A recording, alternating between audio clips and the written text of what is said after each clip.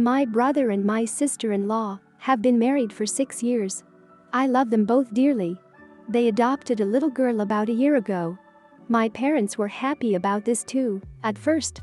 They got really angry when my brother and sister-in-law announced recently that their daughter would be their only child and they do not want biological kids. My mom and dad lost their crap. They told my brother he had to get my sister-in-law pregnant. He was the family's male heir, and he would have to have a biological son to carry forward the family name. This makes no sense to me, nor my bro and sister-in-law. It's not as if we're a family of European royalty. Who gives a crap about the family name in this day and age? Well, my parents do apparently. They've been berating my brother and guilt-tripping my sister-in-law, making her feel like she's taking something away from our family. On one occasion they actually suggested that my brother leave my sister-in-law if she didn't want to get pregnant and have a son with another woman. What's even worse is that they've stopped paying attention to my niece. Earlier, they would call and talk to her almost every day. But ever since they were told about my bro and sister-in-law's decision, they've stopped calling her. This pisses me off and has deeply saddened my bro and sister-in-law. The child is 3 years old and doesn't deserve this kind of treatment. Yesterday, when I called my brother, he seemed very upset. He told me that mom and dad had called him and they had talked about something unrelated. When he asked if they wanted to talk to their granddaughter, they said they'd talk to their real grandchild when my brother came to his senses and decided to give them one. I was angrier than I've been in a long time. I called my parents and unloaded on them. I told them how selfish and cruel they were being, and how dare they take out their anger on my niece, along with a lot of other things I can't even remember. My mom started crying as she's not used to being yelled at. I understand that yelling at them may have been a bit much, but I just can't believe how awful they are being towards a kid. So am I the idiot? Or are they? Not the idiot. Your parents can be disappointed that they don't have a biological grandchild, but you were absolutely right to call them out on how cruel they're being to your niece. What if your brother or sister-in-law weren't physically able to have children? I wonder if your parents would have thrown a fit about carrying on the family name then. Either way, they need to come to terms with their disappointment and stop taking it out by being so mean to everyone, especially their granddaughter. Not the idiot, they are though. They have a grandchild and are mistreating her and her parents for not being biologically related to them. Do you know the saying blood is thicker than water? The actual quote goes, the blood of the covenant is thicker than the water of the womb, meaning that connections established freely are stronger than just being connected by genetics. Maybe yelling wasn't the best thing to do, but so is their behavior towards your niece, who is getting ignored by her grandparents for something she has no power over and for some older weird value. Not the idiot, your parents are taking their anger out on your father and granddaughter. Then refusing to talk to the granddaughter because she isn't blood is crappy. She is still apart from the family regardless of blood. They shouldn't force any of the kids to have biological kids. These are important decisions that are not a one-size-fits-all. Each person is different, and therefore different choices work best for them. Your parents are the idiots. My late mother handed me down a ring that her mother handed down to her and so on. It's been in our family for over 6 generations. Without going into too much detail, our ancestors had some pretty amazing lives, and there is a lot of Masonic lore woven into my mother's side of the family. It's obviously very mysterious and fascinating, but I don't and have never known much, and there are no family relics of which to speak other than this ring. My stepdaughter is in her 30s, so we are talking adults here, not children. I have been in her life for 24 years. I would say we are very close, and we do a lot together. She introduces me as her stepmother and I introduce her as my stepdaughter, but we get on and are close confidants of one another. Before my mother passed away, she asked me to do what felt right to me, whether that was giving the ring to my stepdaughter or whether that was it being buried with me when it's my time. My stepdaughter is aware of the existence of the ring and knows that it could have been destined for her one day. She has expressed an interest in keeping it, but only because of its value, not the sentiment. I am leaning towards keeping it to myself, and in a poignant sort of way letting it be buried with me. I am the last person I know of carrying my mother's blood, and I like the idea the secrets will come full circle, and I'll take the family secrets, literally, to the grave. I told my stepdaughter that I'd like to keep it, and she has shown disappointment and said she'd have liked the history to pass on to her, but I'm not sure how genuine that sentiment is. My husband has the complete opposite view and thinks I ought to give the ring to my stepdaughter, being as she is my child in all but name, but he ultimately supports whatever choice I'll make. I just want to know if the general consensus thinks I'm the idiot for saying no. You are the idiot. When all is said and done, you'd rather it be rotting with your corpse in the ground, doing nothing and bringing joy to no one than making new and wonderful journeys as time moves on, holding a place in the world behind you. That's a really odd choice. The things we own only have the meaning we give them. Your stepdaughter has been your child since she was 6. The ring has been in your possession for less time than that. I think it's odd that you'd prioritize a piece of jewelry over her. I am bordering on nah, but I guess your intention is what counts, not what happens to it later. By being buried with it, you are declaring loudly that she is not your daughter. It seems like with your history, that would be hurtful to her. When you give someone something, that gift should be without expectations. Once it is theirs, then they can decide what to do or not do with it, just like your mom left it up to you. Personally, I would give it to her along with anything related to the history of the ring. Not the idiot. One thing you could possibly do is to sit her down and share some of those family secrets with her before potentially giving her the ring. You could ask her in a year's time as to what the ring means, what it symbolizes, and some of the stories that you have told her. If she is able to realize it and still cares enough for it in a year, she may show the appreciation. If it is just a simple value grab, she will likely forget, thus solving your problem. I try to not be spoiled, but my whole life I haven't felt thought of in the gifts I receive. I never show it and always act thankful to be polite. The gifts I give others are always personalized if I haven't been asked for specific items. I listen and use their hobbies and interests to make sure they're a hit. One of my favorite things was the shot of euphoria when they opened their present and were speechless. Then it comes time for me to open gifts, and it's a generic set of headphones, much worse than the ones I own in colors I hate. A face wash and candle set I can never use with sensitive skin and allergies. A mug with a weird meme on it that is no inside joke between us that won't fit in my cabinet with a matching set already inside. I'm tired of feeling like the coworker you don't know that you picked for Office Secret Santa.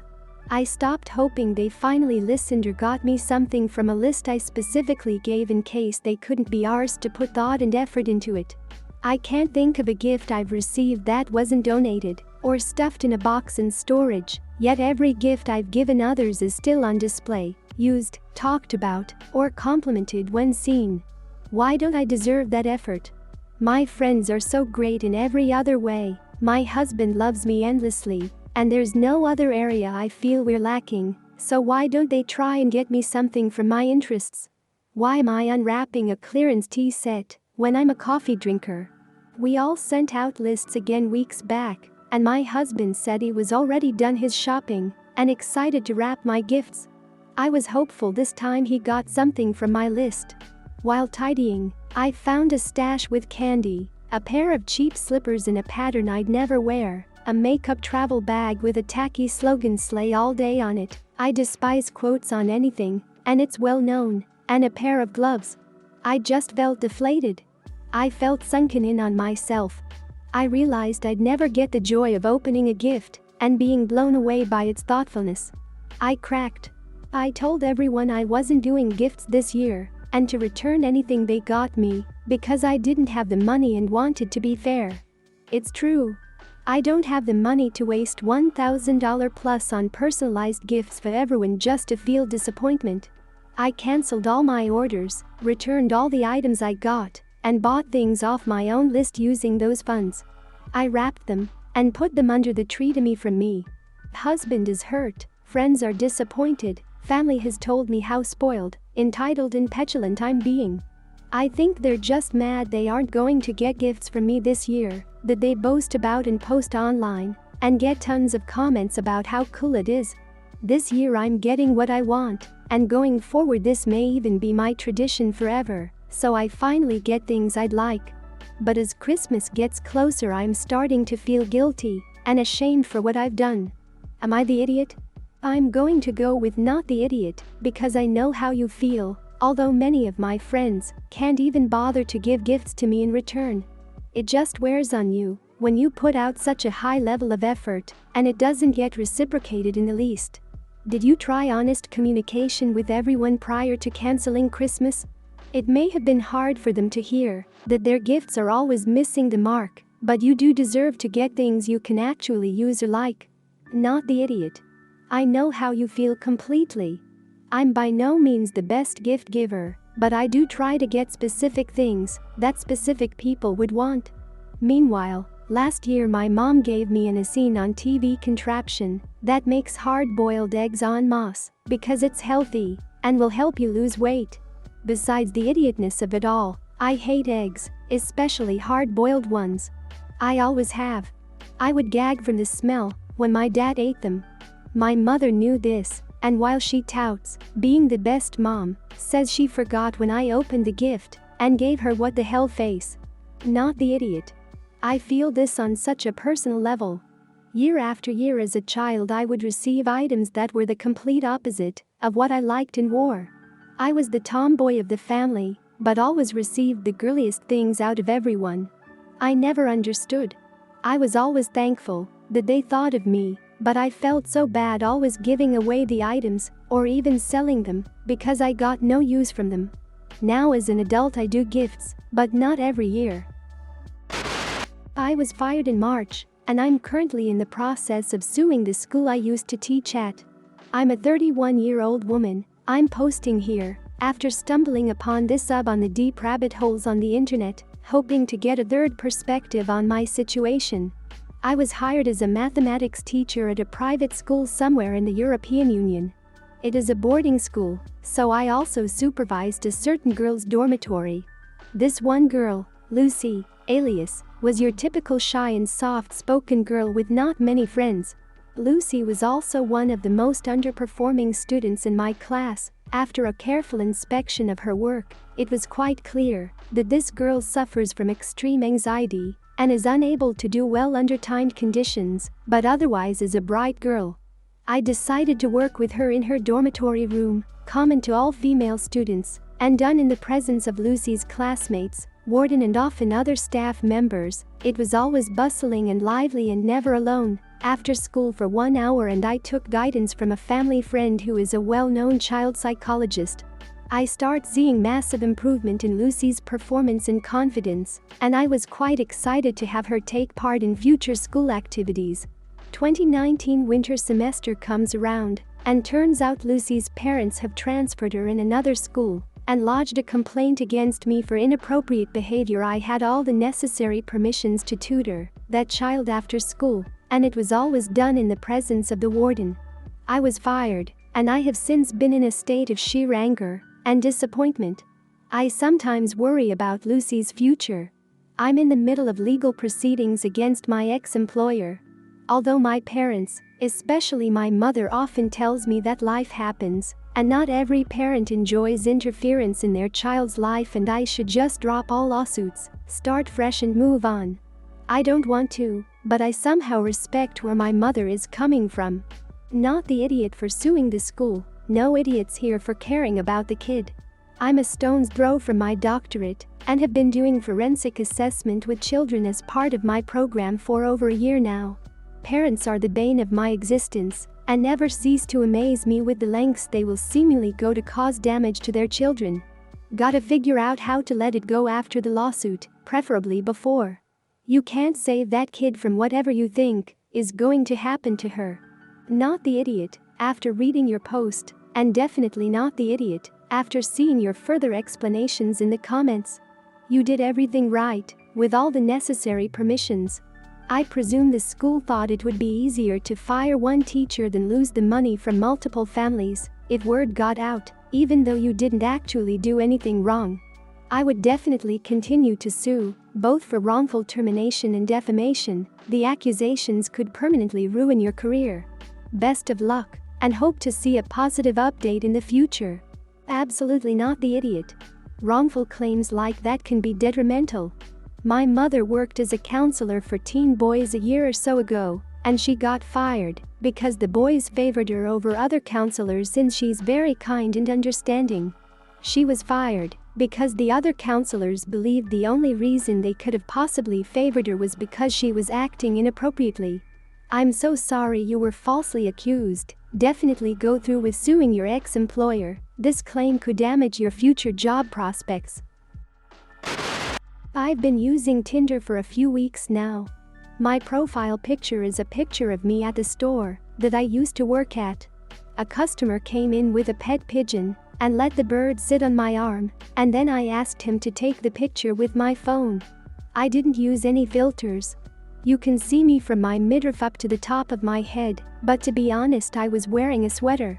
I am a 5'8", 162 pounds female, by the way. I met this guy on Tinder and we hit it off.